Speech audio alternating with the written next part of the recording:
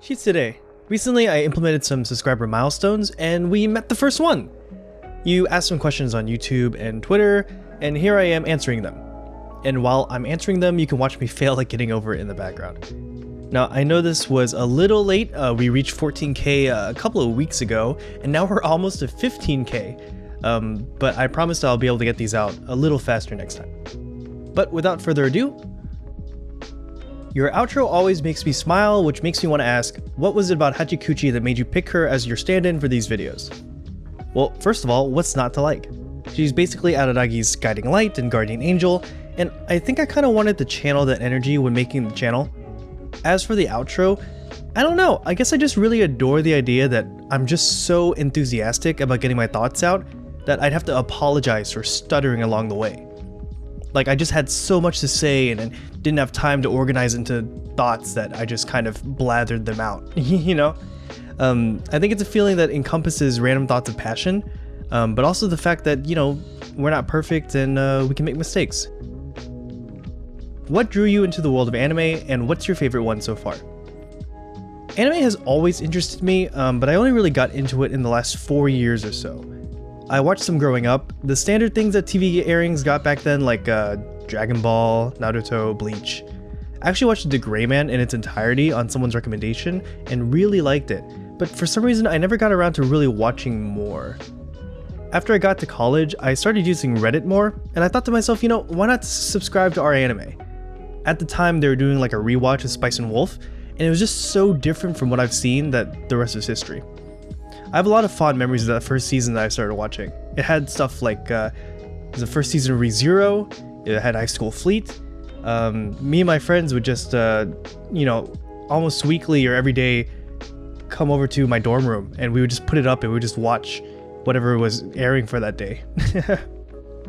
And after that, it just really kind of skyrocketed my anime watching career. I remember after that I watched all of Steins Gate in like a couple of days at the most. And it just snowballed from there. I love your approaches to analysis, especially when you introduce concepts or compare shows with readings. Speaking of which, since you know the database book, would you recommend Galbraith, Saito, Tamaki, Lamar, Bolton, or Wide-Eyed Wonder? Keep up the amazing job. So I'd recommend all the above. There's a great comment by Joe of Pause and Select fame that he left on Reddit that I saved like a while back, and I think it's a great starting point for consuming this sort of content. Not to say that everyone should or that everyone will enjoy it, as it's more on the dry side sometimes, but it's really fascinating reading about all these trends and ideas being documented. I think it's always to your benefit to digest all sorts of analysis, whether that be the more academic stuff, you know, academic stuff, I guess, or the lighter stuff, or even just basic YouTube opinions.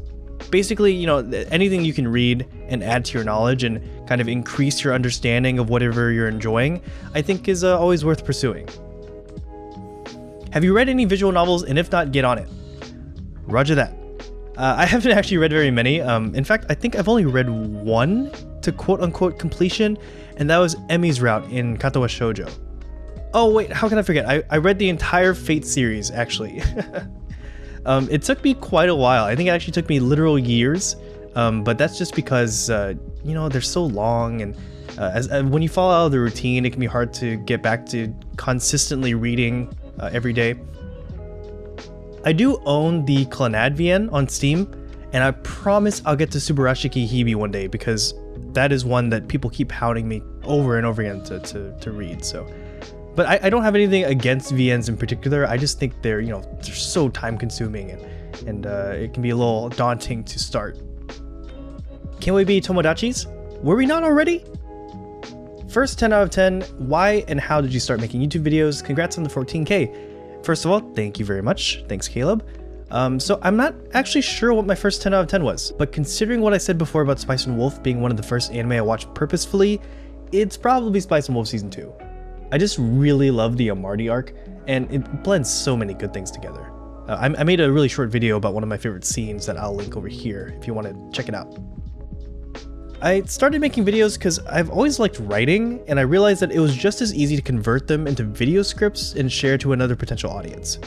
I was actually planning on starting like a blog so I could put my writings and thoughts down, but you know, it's actually not that much more effort to edit things into a coherent video. And it's not like, you know, like my editing is not amazing, but clip selection and being able to actually showcase what you're talking about helps a good bit. You know, most people who read a post will also watch a video, but there's a bunch of people on YouTube that might like what I have to say just as much. So I just wanted to make, give my videos or my thoughts the biggest audience possible.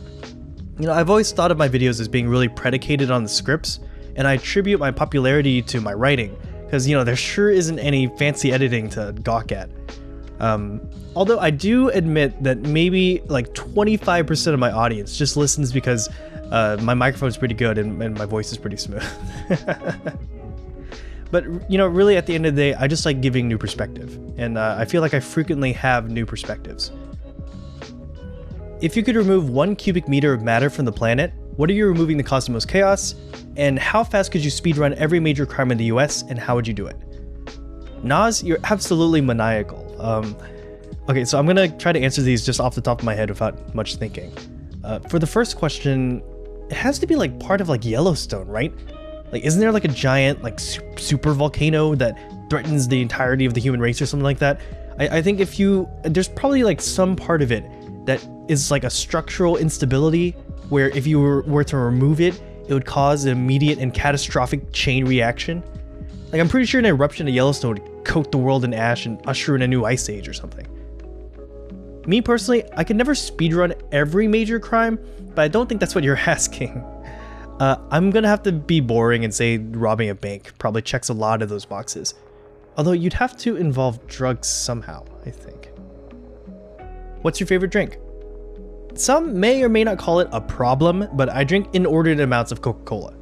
I've been doing so for decades at this point. I eventually switched to Coke Zero since I'd be diabetic by now otherwise.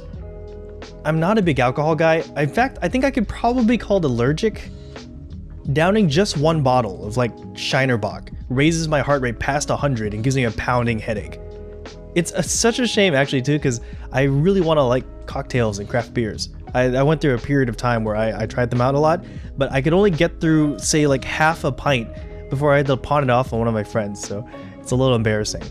But yeah, in the past I would drink maybe like 5 to 8 cans of Coke a day. And I really haven't really let up on that, except now it's Coke Zero, so I'm telling myself that's okay. Who's your favorite anime or manga villain and why? So I think Shinsekai Yori's antagonist might be my favorite. They're just delightfully morally ambiguous, and their actions can generate a lot of interesting discussion. At the end of the day, I think that's what I really value about an antagonist. I want someone who, in another universe, or even in this universe, I guess, you could root for them. You know, they're the hero, and you can make that argument if you wanted, I suppose. You know, there's so many antagonists out there that are just mindlessly evil, or a lot of stories tend to fall back on them being psychotic in some way, and I think that's so boring. Like, if you don't have any real motives for what you're doing, or then what's the point, you know? I think villainhood or antagonists kind of are able to explore that part of ourselves where we kind of think of, you know, pushed to the brink, this is what I might myself be capable of if I were in this position, or something similar. I think it really speaks to the kind of failings that humanity can have. Some other favorites include Meruem, Askeladd, and Kudiri from Scorching Ping Pong Girls. I just realized though, I don't watch many shows with quote-unquote villains per se, unless you count, you know, Depression and Arctic countries. What's an anime you love that everyone else hates? For me, it would be Akame ga Kill. It's alright, I ain't afraid to say it. Nor should you be. I think there's so much negativity nowadays. If someone likes something, just let them like what they like, you know? But just going up purely off the discrepancies between my scores and like the Mal average score, it's probably Bakugan. Most people know it for this really over-the-top fan service scene called American Car Wash. Like, if you heard me say that phrase, American Car Wash, and something came to mind, it's probably that scene. But it's actually just a really nice exploration and insight of the motorcycle culture with some good comedy to boot. I actually got my motorcycle license because I watched that show. It just kind of sparked this joy, and it was really interesting and really cool to see people who obviously liked motorcycles and were part of the culture showcasing that through cute anime girls. What are your favorite set of lolly feet, and how often do you think about the toesies of lollies? See, I wasn't going to answer this not because it was embarrassing or whatever, or because it's a bad question, but because I didn't think I thought about them that much. But for some reason, I remember vividly multiple feet-based scenes from Monogatari. Like in the famous Nisei bath scene, Shinobu like kicks up her feet on the edge of the bathtub, and it's like a major plot point that Yotsugi shoves her foot in Araragi's face. So yeah, I guess kind of, and Shinobu? How has becoming an AniTuber affected your life, and what do you do outside of YouTube? Becoming an AniTuber has been like a little stressful in terms of pressure and desire to do well and stuff, but the benefits vastly outweigh the negatives. It's a really great creative outlet and forces me to continually think about the things I watch, and it's also led me to a great community of smaller AniTubers that I call friends, like you. Outside of YouTube is just the typical kind of stuff. I'm currently going to school for nursing, and I hope to be roaming the halls of a hospital in a couple of years. Lord knows they need us now more than ever. I play a lot of video games. I really like story-based RPGs, and of course, any Soulsborne game. I used to rock climb a lot, actually. I was on the team in my first years of college. Lately, it's been a little harder to get over there, but I try to go from time to time. Firstly, congratulations! Secondly, how important do you personally find atmosphere in anime? Mushishi and Haibane Renmei are some of my favorite anime, for example, and atmosphere is a large part why. Firstly, thank you!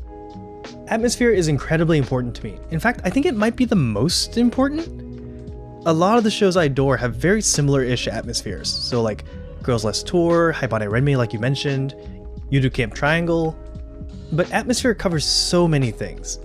There's like the Alice in Wonderlandian flip-floppers, the tense suspense of a sports show, and the unease present in something like Eureka 7 and NGE. However, I do think it's something you're more likely to notice and praise in a show you like. In fact, is there such thing as liking a show but not liking its atmosphere? I think that's an interesting question to think about. What video have you enjoyed making the most? And what's your biggest pet peeve in AniTube or AniTwitter, or both? This is a hard question. Call me an egomaniac, but I like most of my videos, and actually, it's a little embarrassing to admit, I re-watch them from time to time, just to re-experience what I was feeling at the time. I think Things Fall Apart in Little Witch Academia was kind of the first video I made where I wanted to go down the literary comparison to anime road, and I'm really proud of it. I think I mixed the two worlds well. Sangatsu no Lion is about food is also another one I really enjoyed making, and one of the first times I felt inserting myself into the video really improved it. In school, you're always told to distance yourself from your writing, at least in the science and research classes I took, so talking about my personal experiences was a little alien to me. It was really well received though, so you'll see more and more of my own personal experience in my scripts as you continue from that video. It took a little bit for my mentality to shift from people watch me for informative, educational content to people watch for specifically my ideas, way of articulating, and personality. And I think a lot of YouTubers eventually come to that realization. As for pet peeves, it's really just elitism. I think there's a lot of negativity and way too many people trying to convince someone a show they enjoy is bad, when it's like, what's your end game, dude? At some point, you're just going out of your way to insult someone for their subjective experience, and that's just not cool. Especially when it's just so much more fun to have someone get hooked on a show you praised and know you directly caused their happiness. Well, that's it. Thanks everyone for all the questions, and of course getting the channel to 14,000 subscribers. Our next milestone is at 15k subs, and it's coming up really close actually. Once we hit that, it'll take a little while, but I'll release another episode of Cooking with Kami, which is something not a lot of people watch, but it's the people that did watch it enjoyed it quite a bit, so I'm really excited to do another one. Really, thanks to everyone for doing all you can to share the videos and support the channel. I'm really blessed to have a really great community of people that consistently watch and comment on my videos, and I just want to let you know I don't take that for granted. And of course, if anything I said was wrong, I'm sorry. I must have stuttered.